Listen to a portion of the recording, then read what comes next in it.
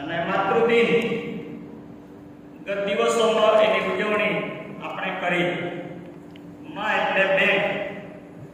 ગમે તેટલું જમા કરી, ગમે તે બાબતો જીવનમાં જમા કરી લે, એ સુખ હોય કે દુઃખ હોય, બાળક માની આગળ જે બી બાબતો રજૂ કરે બધું જ માં હૃદયમાં સમાવી દે. બેંક કહેવાય. અને પિતા માટે તો એવું કહેવાય છે કે પિતા એ ક્રેડિટ કાર્ડ. ક્રેડિટ કાર્ડ તમે સમજી શકો છો કે બેલેન્સ ના હોય તો પણ બાળકોની જરૂરિયાતો પિતા પૂરી પાડે. ખિસ્સા ખાલી હોય, બેંકમાં બેલેન્સ ના હોય, પણ બાળક જો જીદ કરે કે મારે આ વસ્તુ જોઈએ છે, તો એ પિતા એ બાળકોની જરૂરિયાત પૂરી પાડશે. પિતા માટે કેટલીક બાબતો હું કહીશ. પિતા એટલે જો આપણે પિતા સાથે હોઈએ અને સામે દરિયો આવે તો બાળકને ચિંતા કરવાની જરૂર નથી. કારણ કે બાળક એ જાણે છે કે મારો પિતા એ મને દરિયો એ પાર કરાવી દેશે. મુશ્કેલીમાં સમયમાં બાળકને સહાય કરનાર એ વાલા પિતા હોય છે. એ બાળકની જીદ પૂરી કરનાર એ પિતા હોય છે. થાક ઘણો હતો ચહેરા પર, પણ અમારી ખુશી માટે અનહદ પરિશ્રમ કરતા જોયા છે. કોઈકે એવું કહ્યું છે સરસ કે થાક હતો ઘણો ચહેરા પર, પણ અમારી ખુશી માટે પરિશ્રમ કરતા, મહેનત કરતા જોયા છે. આ પિતા છે વાલો કે જે ઘણો બધો થાક હોય પણ તે છતાં બાળકોની ખુશી માટે એ હંમેશા પરિશ્રમ, મહેનત કરતા હોય છે. થાક ઘણો હતો ચહેરા પર, પણ અમારી ખુશી માટે અનહદ પરિશ્રમ કરતા જોયા છે પિતા. આંખમાં ઊંઘ હતી ઘણી, આંખમાં ઊંઘ હતી ઘણી, છતાં પણ ચિંતામાં જાગતા જોયા છે પિતા. આ વાલો પિતા છે. ગમે તેટલી ઊંઘ હોય, ઉજાગરો હોય, પણ બાળક જો રડતું હોય, મુશ્કેલીમાં હોય, તો પિતા કહેશે કે એ એવા સમયે પણ એ જાગતા હોય છે. હિંમત હાર્યા વગર એકલા હાથે એ લડતા જોયા છે પિતા. મુશ્કેલીના સમયમાં કહેશે કે હિંમત હાર્યા વગર લડતા જોયા છે પિતા. કોઈને તકલીફ વર્ણવતા ન હતા, પણ અડધી રાતે ખુલ્લી આંખે અમારા ભવિષ્યના સ્વપ્નો જોતા હતા પિતા. ઘણું બધું કદાચ એ પિતા વિશે કહી શકાય. અને આવા પિતાઓની કદર કરવી, આવા પિતાઓ સંબંધી પ્રેમ પ્રગટ કરવો, એવો સૌપ્રથમ વિચાર એ સોનારા નામની એક દીકરીને આવ્યો. એ સોનારા નામની દીકરીએ એવું વિચાર્યું કે એના મમ્મી તો અવસાન પામ્યા હતા અને એ દીકરીના પિતાએ એ બાળકોને ઉછેર્યા હતા, મોટા કર્યા હતા. ત્યારે આ સોનારા નામની દીકરીને બહુ સરસ વિચાર આવ્યો કે માતૃદિનની ઉજવણી કરવામાં આવે છે, માતાઓને યાદ કરવામાં આવે છે,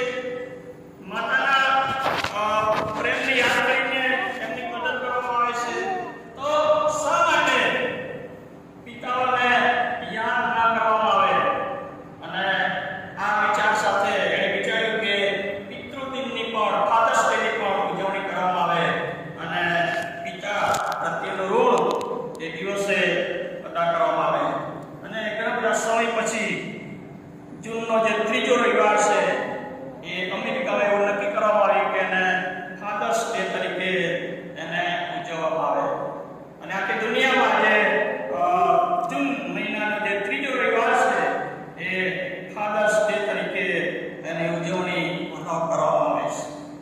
અને પ્રભુનો આભાર માનીએ કે આજે હું અને તમે પણ એફાધર્સ ડેની ઉજવણી આપણે કરી રહ્યા છીએ. ત્યારે આવો વાલા આપણે બાઇબલમાંથી પિતા સંબંધી કેટલીક બાબતો જોવા માંગીએ છીએ. લુકની સુવાર્તા એનો જે 15મો અધ્યાય છે ત્યાં આગળ એક પિતા અને એના બે દીકરા સંબંધીનું વર્ણન કરવામાં આવ્યું છે. અને એના પરથી તમને જોવા મળશે કે એ પિતાનો પોતાના દીકરાઓ પ્રત્યેનો પ્રેમ કેટલો બધો વિશાળ છે. ત્યાં આગળ લખ્યું છે કે વળી ત્યારે કહ્યું કે માણસને બે દીકરા હતા. તેઓના નાના બાપને કહ્યું કે બાપા, મિલકતનો મારો જે ભાગ આવે તે મને આપ. તેથી તેણે તેઓને પોતાની પૂંજી વહેંચી આપી. પિતા એ બાળકો માટે કેટલી બધી એને મહેનત કરી હશે, ઘર બનાવ્યું હશે, સંપત્તિ એકઠી કરી હશે, નાણાં એકઠા કર્યા હશે, બંને દીકરાઓને ઉછેર્યા હશે. ઘણું બધું આ પિતાએ કર્યું હશે. આપણે એની કલ્પના કરી શકીએ છીએ. કે છે કે પૂંજી એણે વેચી આપી, એટલે એની પાસે સંપત્તિ હશે. પિતા જ્યારે એનો નાનો દીકરો એમ કહેશે કે બાપા, મિલકતનો મારો જે ભાગ આવે તે મને આપ. તેથી તેણે તેઓને પોતાની પૂંજી વેચી આપી. અહીં આગળ જે નાનો દીકરો છે એના સંબંધી કેટલીક બાબતો તમને જણાવીશ. અને જે મુખ્ય બાબતો તમારી આગળ શેર કરવા માંગુ છું ત્યાં આગળ તમને હું દોરી જઈશ. આ જે નાનો દીકરો છે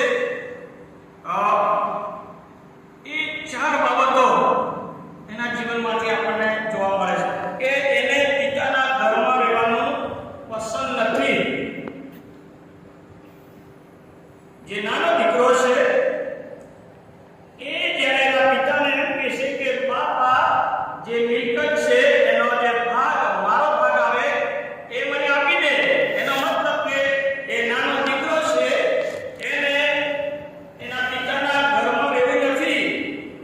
એની ઈચ્છા એવી નથી કે હું મારા પિતાની સાથે રહું, હું મારા પિતાના ઘરમાં રહું, હું મારા ભાઈની સાથે રહું. આ નાના દીકરાની ઈચ્છા એવી નથી. બીજું કે અહીં આગળ એ નાનો દીકરો એના પિતાના પ્રેમને ઠુકરાવે છે. એને એવું નથી લાગતું કે મારો પિતા મને કેટલો બધો પ્રેમ કરે છે, પ્રેમથી મારો ઉછેર કર્યો છે. આવું કશું જ વિચારતો નથી. અને સીધો ડાયરેક્ટ જવાબ આપી દે છે કે ના, મારો જે ભાગ આવે એ મને આપી દે. મારે કોઈ બીજી દલીલ કરવી નથી. નાનો દીકરો એ પોતાના પિતાના ઘરમાં રહેવાનું પસંદ કરતો નથી, પોતાના પિતા સાથે રહેવાનું પસંદ કરતો નથી, અને એના પિતાના પ્રેમને એ ઠુકરાવી દે છે.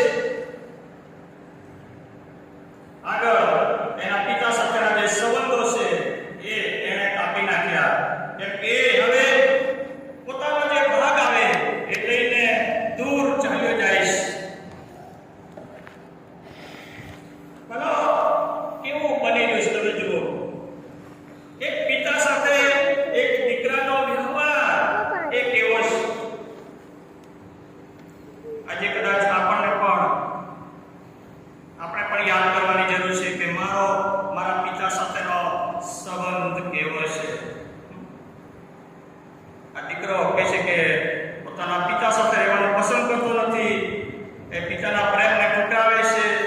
એ પિતા સાથેના સંબંધો કાપી નાખે છે.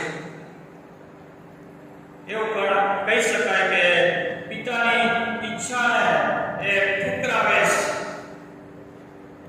પિતાની જે લાગણી છે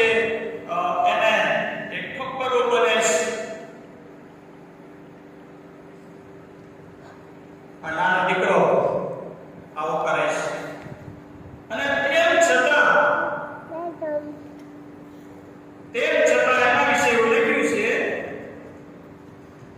15મો અધ્યાય અને પાછળની કલામોમાં કે જ્યારે એ દીકરો પિતાના ઘરમાં રહેવાનું પસંદ કરતો નથી, પિતાની સાથે રહેવાનું પસંદ કરતો નથી, પિતાના પ્રેમને ઠુકરાવે છે, એની ઈચ્છાને ઠુકરાવે છે, ઘણું બધું કરે છે. તેમ છતાં તમે જુઓ તો લખ્યું છે કે જ્યારે આ દીકરાને ભાન થયું, એને પસ્તાવો થયો, એ જાગૃત થયો કે હું અહીં ભૂખે મરું, મેં જે કંઈ કર્યું છે એ મેં મોટી ભૂલ કરી છે, એને પસ્તાવો થાય છે. અને ત્યારે એવો નિર્ણય લે છે. 17મી કલમમાં લખ્યું છે કે તે સાચો થયો ત્યારે તેણે કહ્યું કે મારા બાપના કેટલા બધા મજૂરોને પુષ્કળ રોટલી મળે છે અને હું તો અહીં ભૂખે મરું છું. હું અહીંથી ઉઠીને મારા બાપની પાસે જઈશ અને તેને કહીશ કે બાપા, મેં આકાશ સામે તથા તારી આગળ પાપ કર્યું છે, હવે હું તારો દીકરો કહેવાને યોગ્ય નથી. અને પછી એ ઉઠીને બાપની પાસે ગયો. બાપ શું કરે છે? 20મી કલમમાં લખ્યું છે કે અને તે હજી ઘણે વેગળે હતો, એટલામાં તેના બાપે તેને દીધો.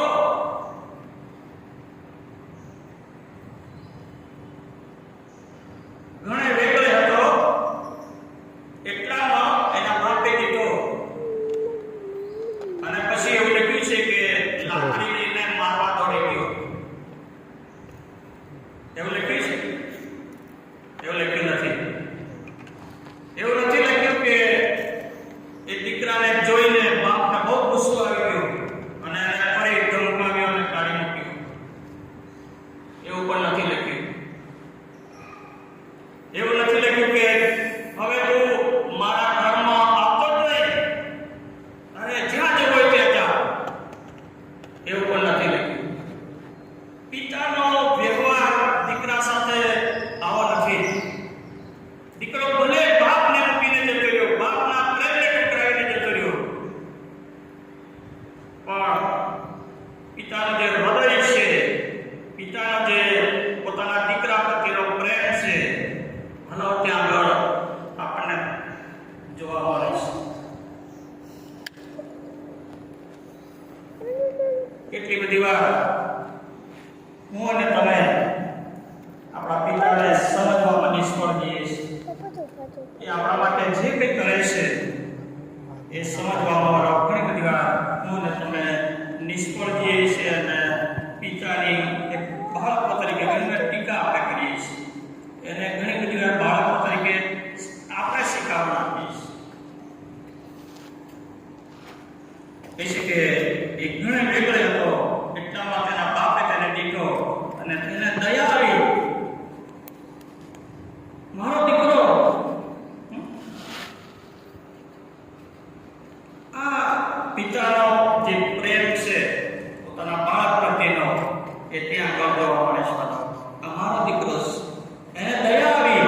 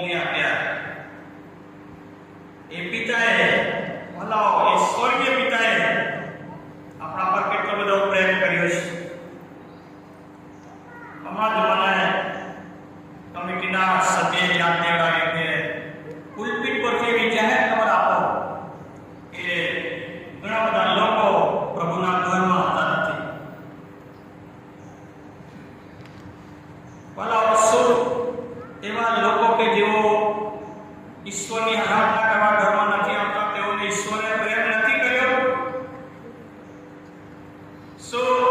તમારી એ ઈશ્વર સંભાળ નથી લેતો, એ ઈશ્વર તમને આશીર્વાદો નથી આપતો, એ ઈશ્વર તમને દોરવણી નથી આપતા. શા માટે? એ ઈશ્વરને, એ સ્વર્ગીય પિતાને માન આપવા માટે, એની આરાધના કરવા માટે આપણો સમય ઘણો નથી પાડતા. આપણે કેવા પ્રકારના એ ઈશ્વરના સંતાનો છીએ કે જે ઈશ્વરે આટલો બધો પ્રેમ આપણને કર્યો, એ ઈશ્વરના માટે કલાક સમય કાઢવા માટે આપણે તૈયાર નથી. અફસોસ થયો આપણને, એવા ખ્રિસ્તી બાળકોને. આ દીકરો એ પોતાના પ્રેમને કાઢીને જતો રહ્યો. પોતાના પિતાની સાથે રહેવાનું એને પસંદ નહીં કર્યું, અને જ્યારે એને આવી બાબતો કરી ત્યારે એ મુશ્કેલીમાં આવી પડ્યો. એના આશીર્વાદો બધા જતા રહ્યા. જો વાલાઓ, ઈશ્વરના પ્રેમને તમે ઠુકરાવશો, ઈશ્વરના ઘરમાં રહેવાનું જો તમે પસંદ નહીં કરશો, તો એ આશીર્વાદો ધીમે ધીમે તમારા વ્યક્તિગત જીવનમાંથી, કુટુંબમાંથી ચાલ્યા જશે. ઈશ્વરના પ્રેમને કદી પણ ના વિસરી વાળો. આપણા જે પિતા છે એના પ્રેમને પણ યાદ રાખીએ, સાથે આપણો જે સ્વર્ગીય પિતા છે એના પ્રેમને, એની દયાને, એની કરુણાને, એની ભલાઈને કદી પણ વિસરી ન જઈએ. એને માન આપીએ. એની આરાધના કરવા માટે સપ્તાહમાં એક દિવસ 2 કલાક આપણને મળે છે. હવે વાળો સાથે મળીને એની આરાધના કરીએ, એને મહિમા આપીએ, અને એ ઈશ્વર એ આશીર્વાદો આપણને આપશે. આપણા બાળકોના જીવનોને એ આશીર્વાદિત કરશે, એ તમને સામર્થ્ય આપશે. આજે ફાધર્સ ડે નિમિત્તે આપણા જૈવિક પિતાના પ્રેમને યાદ કરીએ, સાથે સ્વર્ગીય પિતાના પ્રેમને પણ આપણે યાદ કરીએ, અને એ પ્રભુને માન, મહિમા આપણે આપીએ. આવો આપણે મસ્તકો નમાવી પ્રાર્થના કરીએ. જીવતા પ્રભુ, અમે તમારો પુષ્કળ આભાર માનીએ છીએ. આજના ફાધર્સ ડે નિમિત્તે તમારા વચનોની મારફતે તમે મારી સાથે વાત કરી. તમે અમને કેટલો બધો પ્રેમ કરો છો,